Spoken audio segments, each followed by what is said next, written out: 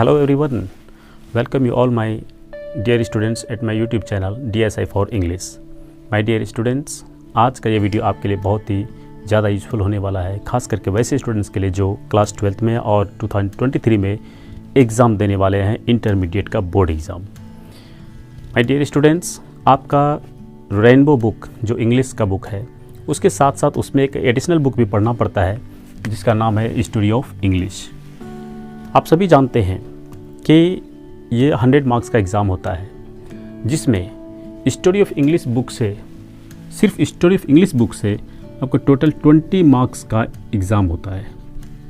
20 marks, जिसमें मैं आपको बताऊं कि 7 मार्क्स जो होता है वो ऑब्जेक्टिव्स होता है। टोटल 7 क्वेश्चंस ऑब्जेक्टिव आपका पूछा जाएगा।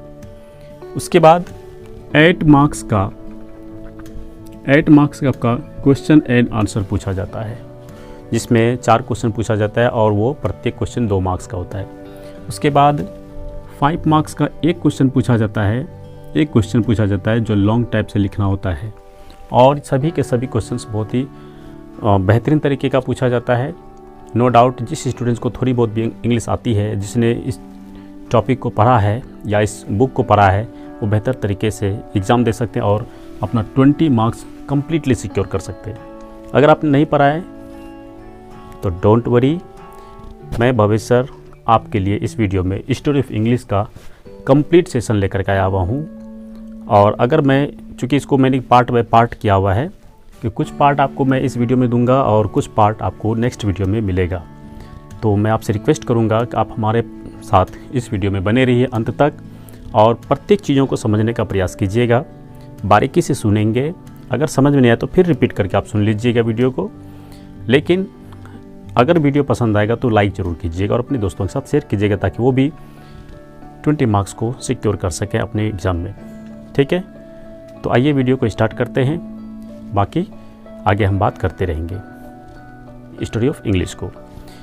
डियर स्टूडेंट्स, हम सबसे पहले बात करेंगे कंटिनेंट का, जिसका नाम है Europe. I think and I hope that आप सभी यूरोप के बारे में सुने होंगे और पढ़े भी होंगे।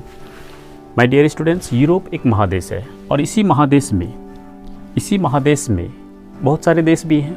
जैसे हमारा एशिया महादेश में हमारा इंडिया है, ठीक है, अमेरिका है, बगल में पाकिस्तान है, नेपाल है।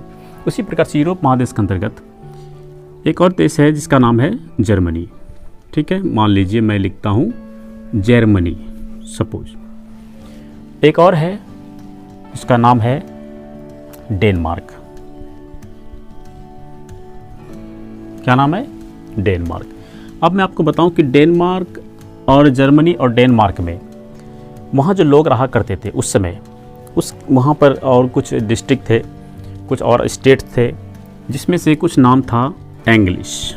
मैं आपको बता दूं, कुछ और नाम था क्या? इंग्लिश जगह का नाम था। तो वहाँ पे रहने वाले लोगों को क्या बोलेंगे? इंग्लिश। और एक और जगह था जिसका नाम था सैक्सन। ठीक है, तो वहाँ पर जो लोग रहते थे उनको बोला जाता था सैक्सन्स पीपल, और इंग्लिश स्थान पर जो लोग रहा करते थे उसको बोला जाता था इंग्लिश। ठीक है, और डेनमार्क में जो रहता था, यहाँ पर भी एक और जगह बहुत बड़ा है जिसका नाम है जूटलैंड।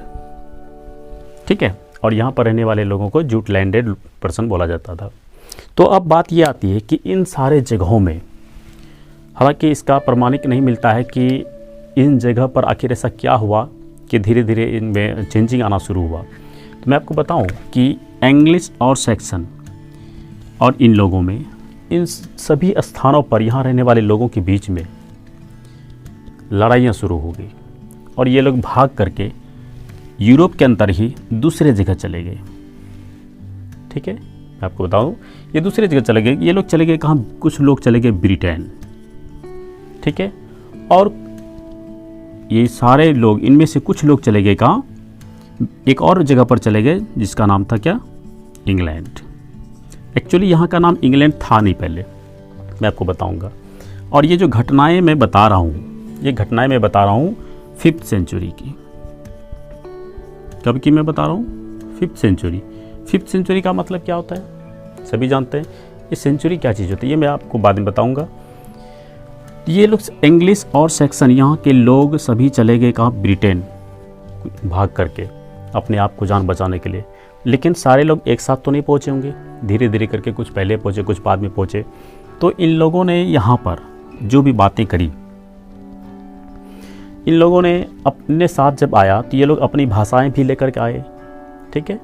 और ये लोग मूल रूप से जो भाषा बोलते थे उसको यहाँ के, और इस ऐसा तो नहीं कि ब्रिटेन में जो लोग रहते थे वो कुछ भाषा नहीं बोलते होंगे, ये भी कुछ भाषा बोलते थे। तो इंग्लिश लोग जो आए और जो सेक्शंस के लोग आए, इन सारे लोगों ने जो लैंग्वेज का इजाद किया यहाँ पर, वे लैंग्वेज हमारा धीरे धीरे यहाँ पर एंग्लो सेक्शन कहलाने लगा। क्या कहलाने लगा? एंग्लो सेक्शन, एंग्लो सेक्शन, ठीक है। और धीरे धीरे ये कुछ लोग यहाँ पर भी चले आए। तो मैं आपको बता दूँ कि जो लोग यहाँ रहे, यहाँ की भी अपनी कुछ भाषाएं थी जो एंग्लो सेक्शंस के लोगों को खुद एडॉप्ट करना पड़ा, या कह सकते हैं कि अपने आप को उसके अंदर शामिल करना पड़ा और उसी लैंग्वेज को मानना भी पड़ा। और जो लोग यहाँ चले आए, जो लोग यहाँ पर चले आए, इन लोगों ने यहाँ पर, इनकी संख्या काफ़ी ज़्यादा होने की वजह से इन लोगों ने अपने लैंग्वेज को ही वहाँ के लोगों को भी सिखा दिया, ठीक है। और धीरे धीरे जिसकी वजह से इस जगह, हालांकि शुरुआत में मैंने पहले ही कहा कि इंग्लैंड नाम यहाँ का नहीं था, इन लोगों ने अपने नाम के आधार पर एंग्लो यानी इंग्लिश लोग और सेक्शन लोग जहाँ बस गए, ऐसी भूमि यानी लैंड, ऐसी भूमि को यहाँ के लोगों ने इंग्लैंड बोल दिया। क्या नाम रखा? इंग्लैंड।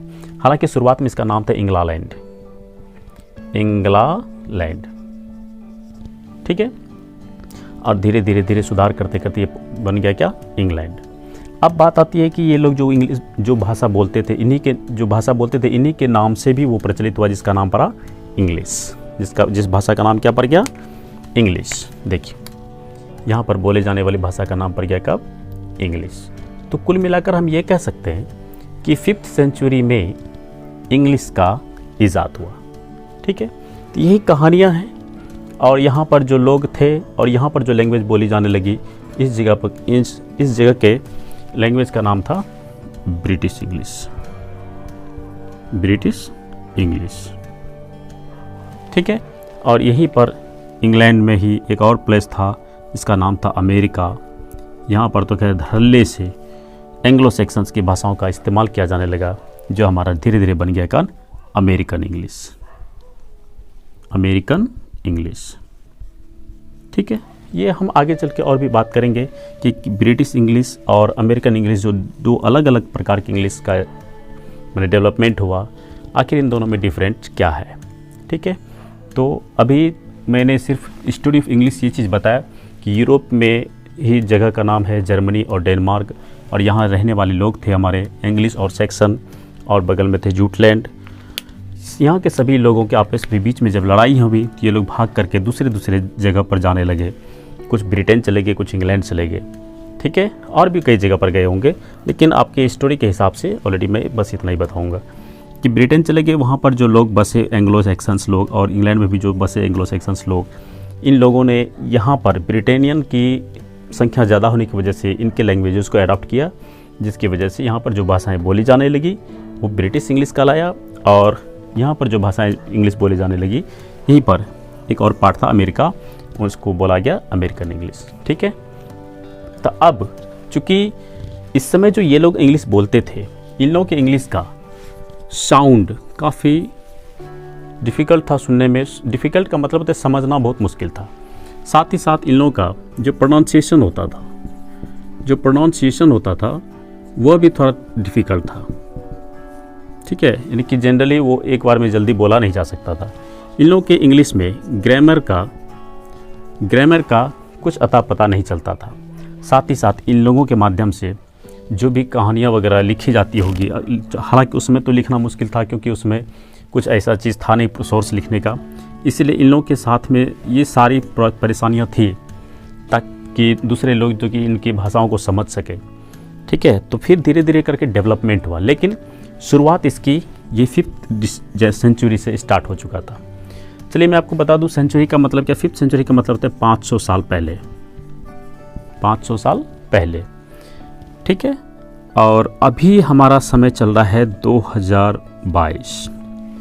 तो अप्रॉक्स अगर देखा जाए तो चूँकि इस जगह का समय लिया जाता है 449 AD से, 449 AD से, और अभी के समय को देखा जाए तो अप्रॉक्सली 500 ईयर्स मान लिया जाए। इसी को बोलते हैं हम लोग सेंचुरी, 5th सेंचुरी, ठीक है। और अभी का अगर देखा जाए तो इसके बीच में 1500 का डिफरेंट है। कितने का?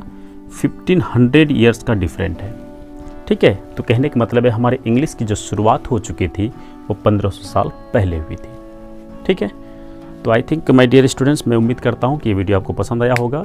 और जस्ट अगले वीडियो में मैं आपको बताने वाला हूँ कि इंग्लिश का जो डेवलपमेंट हुआ उसके कितने पार्ट हैं, उसको टाइम टू टाइम इंग्लिश में डेवलपमेंट हुआ है। इंग्लिश के साउंड में डेवलपमेंट हुआ, प्रोनाउंसिएशन में डेवलपमेंट हुआ, ग्रामर में डेवलपमेंट हुआ, यहाँ तक कि आगे चल के लिटरेचर का भी इजाद होना शुरू हो गया। लोग किताबें भी लिखने लगे और भाषाएं एक देश से दूसरे देश तक स्प्रेड होता चला गया और आज ये ग्लोबल लैंग्वेज बन चुका है। इसके बारे में और भी अगले वीडियो में बात करेंगे। अगर वीडियो पसंद आया हो तो अपने दोस्तों को ज़रूर शेयर करें। और नेक्स्ट इम्पॉर्टेंट जो ऑब्जेक्टिव टाइप से मैं आपको बताऊँगा, जो क्वेश्चन आंसर लिखने में भी आपके लिए बहुत ही ज़्यादा हेल्पफुल होगा, ठीक है। मैं वो सारी चीज़ें नेक्स्ट वीडियो में आपके लिए लेकर आ रहा हूँ, ठीक है। Take care, thank you.